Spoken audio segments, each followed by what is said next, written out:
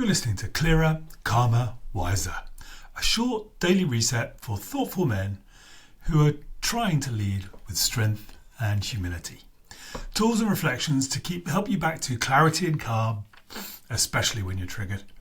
Maybe a manager or a colleague undermines you, or a conversation doesn't go your way, or the kids are just, quite frankly, too annoying at the end of a long and tiring day.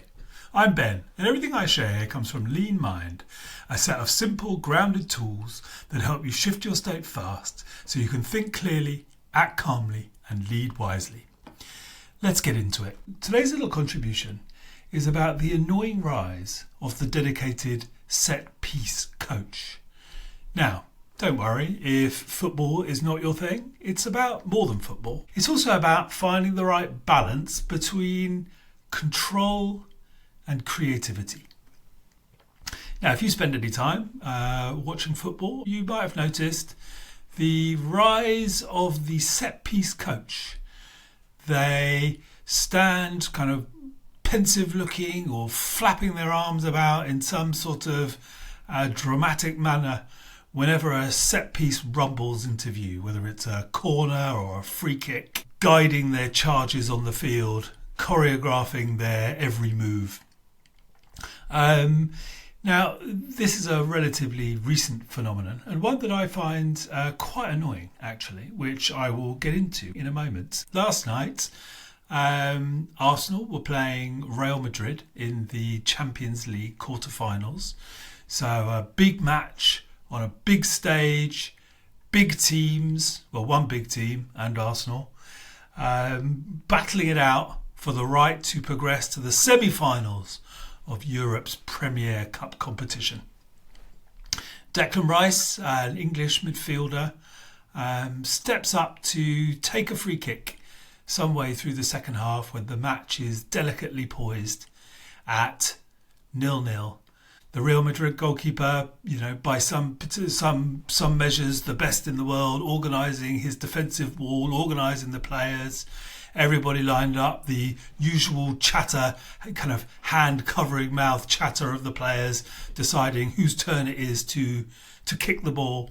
Meanwhile, that aforementioned set-piece coach on the sideline, desperately signalling a swerving sign.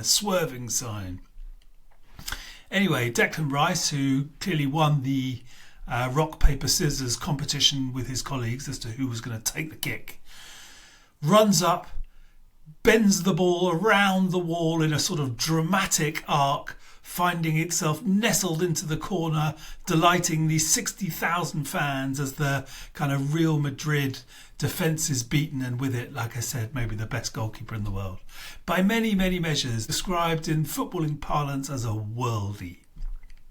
A real classic, an absolute beauty to behold as it bends, arcs around the wall. So, that in itself was a dramatic moment. But not only that, he then repeated the exercise some minutes later, this time bending the ball over the wall, nestling it into the top corner beyond the diving reach of the same world's best goalkeeper. Another dramatic moment of absolute brilliance. Two nails in the coffin of Real Madrid in the quarterfinal. Things of beauty, absolutely, in their own right. Massively impressive. This takes us back to the set-piece coach that I mentioned.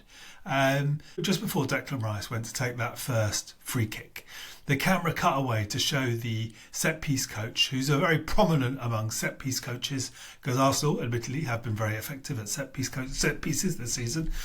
They cut away to the coach standing in the corner of the area where the coach, the manager, normally stands, wildly gesticulating this bend of his arm, as if the assumption was, or my assumption was, he was, choreographing Declan Rice to bend it around the wall into the corner of the goal. And sure enough, Declan Rice did exactly that. The rise of the set-piece coach has been sort of slightly annoying to me. What is it about their sort of over-inflated sense of importance? This idea that when the set piece comes round, they have to sort of, navigate themselves the most prominent bit of the technical area, there for all to see, overseeing their charges, overseeing their work, standing often hand on chin and or kind of arms flailing around, as if somehow the players wouldn't know what to do if they were not there, or as if somehow they can't see what the players are doing from their normal spot,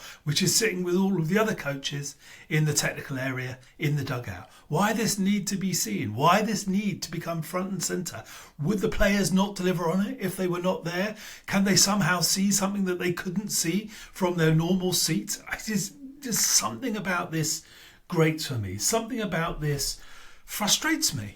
And that actually gave me pause to reflect. One of the tools that we talk about in LeanMind is know your triggers. And this is a triggering moment. Why am I triggered by a man standing on the side of a football pitch, flapping his arms? Somehow he's doing something that I don't think is right, or I don't think you should do. He's standing somewhere he shouldn't be standing, or he is somehow kind of inflating himself over the work of the other coaches, over the work of the other people. He's celebrating his own self-importance. He is imagining himself to be more important than I judge him to be. But this all raises really useful, important questions. What does that actually say about me? What does it say about ideas I have about whether or not you should stand out, whether or not you should puff yourself up, whether or not you should be seen to be inflating yourself above those around you? Now, of course, these are all just stories that I have. These are all just judgments that I have, that I am somehow now projecting onto this man standing on the side of a pitch, flapping his arms around. And it's useful to know these things, actually, because these triggers, these stories, these projections, they're also silently choreographing what I do, because they are playing out into that an idea that you shouldn't stand out. You shouldn't inflate yourself above other people. You shouldn't seek to stand apart from others that you are with.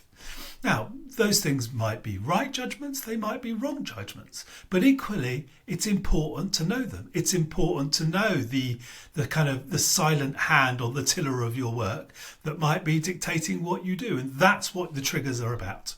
So knowing your triggers, like I said, which is one of the tools that we talk about on LeanMind, is a really rich and important and insightful exercise. It starts to reveal what you do and why you do it. And the more that we do that, of course, we can then make a choice. Is this a road I want to continue down? Or is it better in some instances to veer off left or right, whatever it might be? Anyway, which brings us all the way back to the worldies of last night.